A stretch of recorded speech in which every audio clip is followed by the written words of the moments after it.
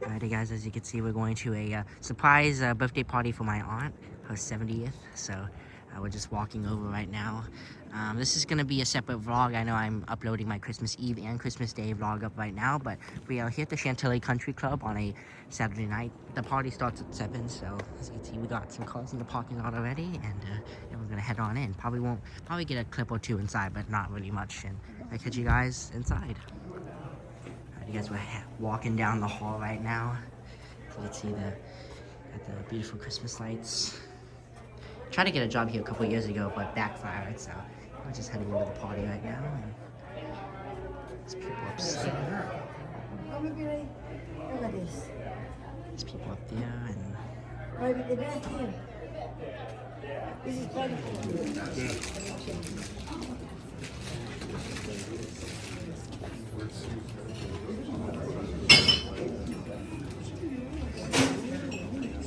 yes, sir.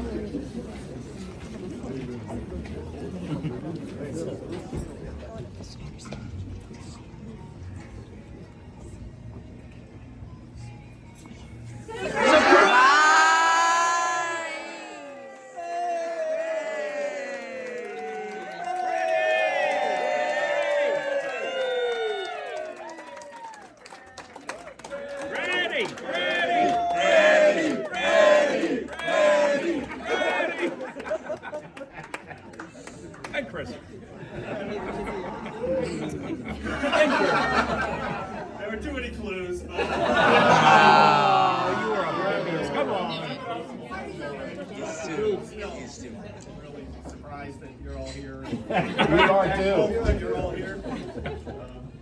Yeah. Wow.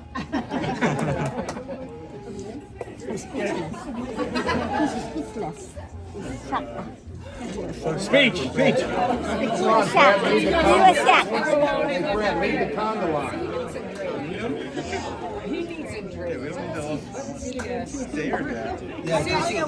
Susie, what is his favorite drink? We should get him a drink in his hands. What do you want? Bourbon. A bourbon?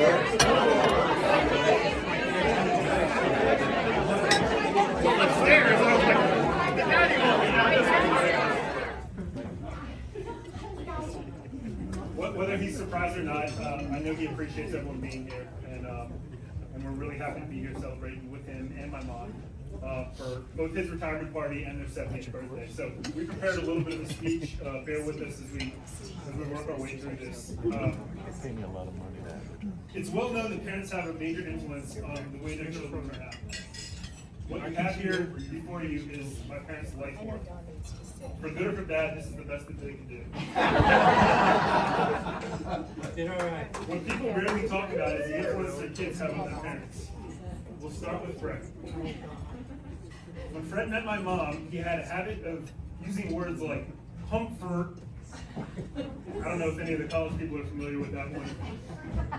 He used that word to court my mom, and somehow it worked. Schneegans, which was a German word, that translates in English to snow goose. Schmed, which I understand was a pretty popular one. Let's hear it for the Schmed. As I understand, it has no meaning at all. F-bomb. He got into trouble. And somehow it got traced back to Freddie. I was a snitch. I'm sorry, Dad.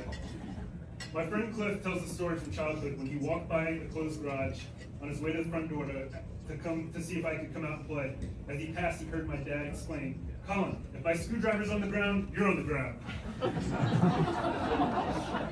I think that story's been exaggerated a little bit over time because I don't have vivid memories of being thrown on the ground, but that's how the legend goes.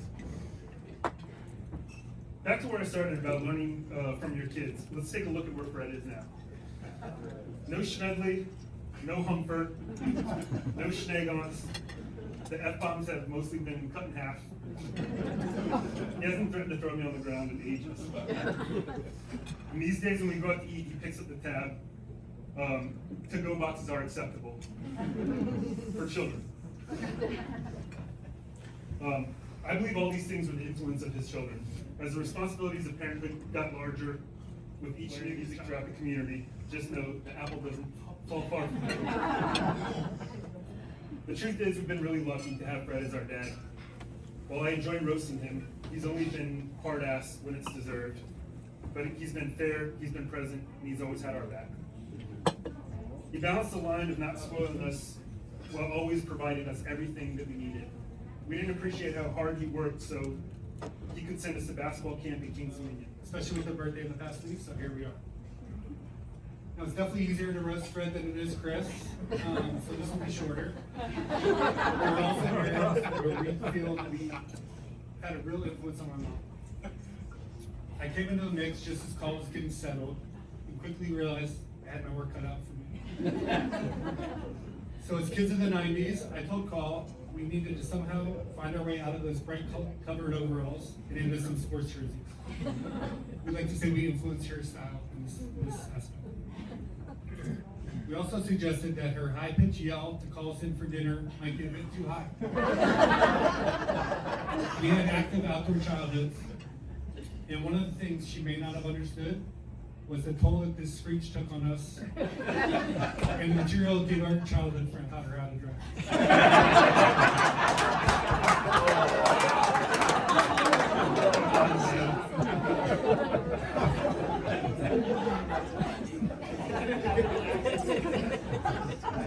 We showed her how to tell Dad to stop telling the same stories over and over. Karen King's story.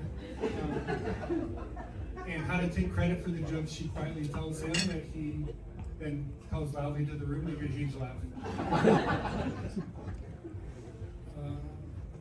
But there were a couple of things that we did our best to influence that we were unfortunately unsuccessful. Recommending that she didn't need to go back into the house to check the appliances 10 times. It was Fred who had to step in and say if the 5th grader was deserving, he probably would have made a team member. But that's just the kind of person my mom is, always thinking about others. And her impact is clear tonight, from helping to plan this party for Fred, to the impact she's had on everyone in this room. To now becoming the best grandmother, simultaneously taking care of her aging parents. It's never been about her, and she's never asked for anything in return. We appreciate this, we love you, we're happy to celebrate you tonight.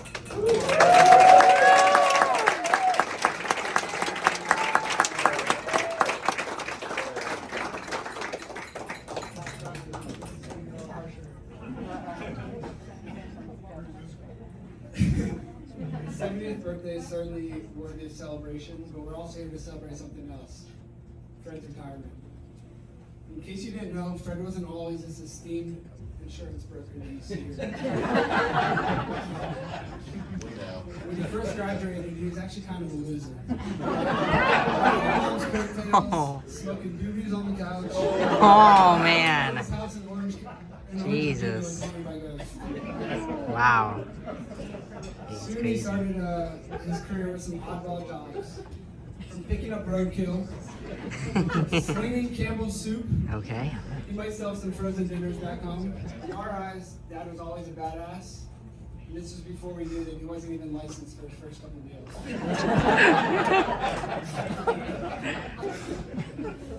Eventually, he got grounded a little bit, landed at Forrest T. Jones, where he'd spend the rest of his career.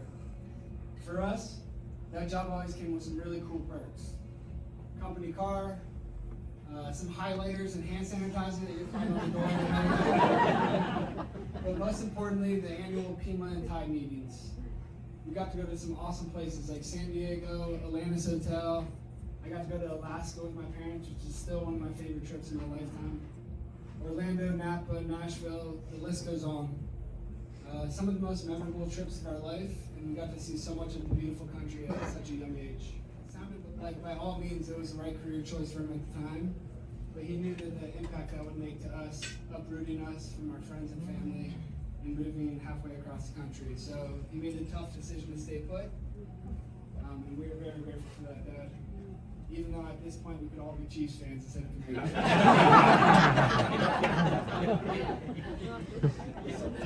So I'm not gonna lie, in his later years at Forrest T. Jones, he kind of threw in the towel. He started playing more golf and he was in the office.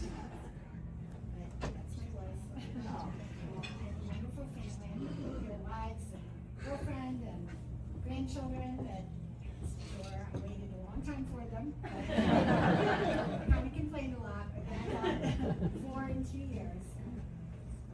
We more than made up for it, and it's 2 girls. But I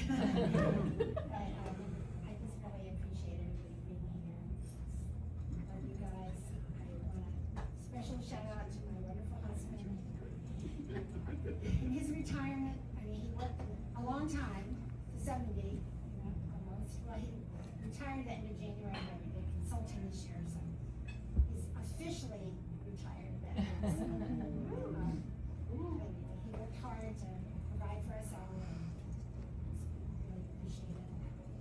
I wanted to make this first just about him because I knew all my girlfriends and I'd have some celebrations, which I have. And appreciate all of those too. It's been fun turning, every milestone with him. I'm 6 days older, which he's told me about since Into this family, Fred's got me beat by a lot. Now, Dan and Barb Wallingsford, who are very good friends of Chris and Fred, couldn't be here today, but they did write some notes, and their kids wrote one as well. So I've been asked to read that. Now, before I do that, though, I want to say to both Chris and Fred, man, you guys are the best. Love you guys, and you are great role models for me and Susie, and really helped us a lot in our lives, both professionally and personally. So thank you for that. So now I will read Danny's letter first. Dear Fred, I should say Schmidt, right? First and foremost, I want to say how sorry we are that we were unable to attend your retirement celebration. It is a celebration that is well deserved, and I am sure it will be enjoyed by all. Correct? Robert, I wanted to take a moment to honor you as someone who has meant so much to us and our family. We've seen you develop your career and your personal life since you graduated from college, other than smoking doobies on the couch. That was an endless. We owe you an Irish car bomb. In celebration next time we see you. We love you. Cheers. Ariel, Nate, and Hank.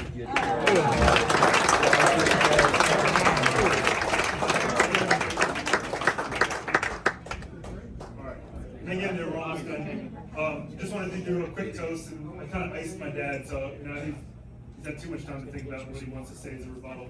I want to reiterate that we insisted that this was a 70th birthday party, even though my mom wanted to make it all about my dad. So this is really 2 toasts. The first is 70 is a big milestone. Your great parents, great grandparents, great friends. I was surprised that there were only 70 people on the guest list, but it's befitting for the celebration. So, a toast for my parents and the great life and example that they've led, and then B, a toast for Fred. You worry about some people in retirement about having to reinvent themselves and what they're going to do now. Fred is not one of those people, so please don't worry about it. He has plenty to do, and he's enjoying it very much, I can assure you. So, cheers to both of you.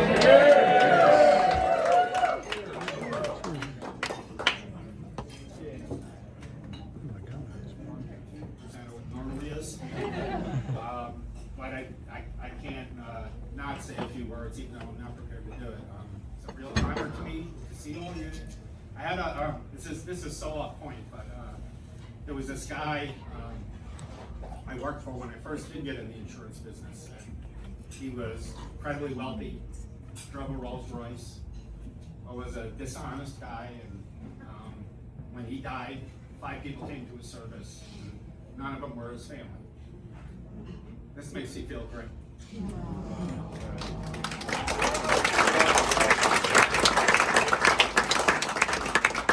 I know this is a really busy time for everybody. I mean, I know you'd rather be sitting on the couch right now. After this Christmas. Not you, you wouldn't. But I'm honored to have you here. What can I say about my sons? They make me proud every day.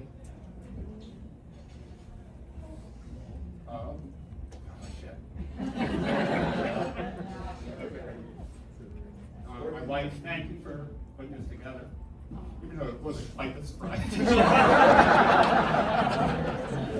But it was really good.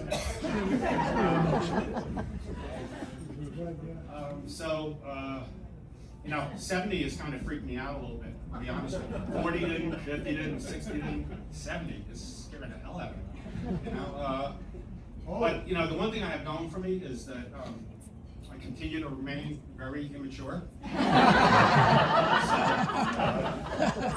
So age is really not important at all. You know, because of this, I look back at my life, you know, I grew up in Brooklyn. I was born in Brooklyn. I grew up in Long Island. My mother was German. My father was from Mississippi. People always say, you know, why don't you have a New York accent? I was like scared to talk as a child. You know, I went through, it was a great childhood in Long Island, but you know, my calling was not to stay there. I knew I was never going to go back to Long Island. So I went back, I went to Harrisonburg, to JMU. It was Madison College back then. And, you know, qualifications for a male back then is you had to, you know, have a male, you know. SATs were not important. So, you know, the reason for going there had really nothing to do with it. I'm just saying, I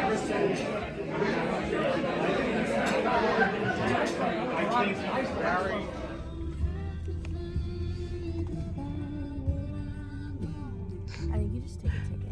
Oh, what the hell? Oh, yeah, you're so right. Oh my gosh, I'm 10 miles away. Oh my god.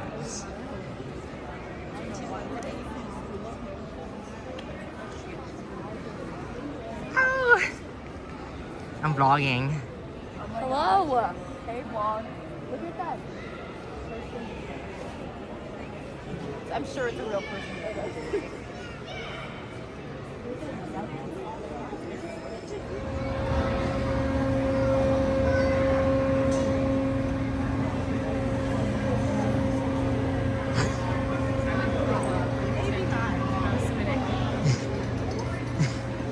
Yikes.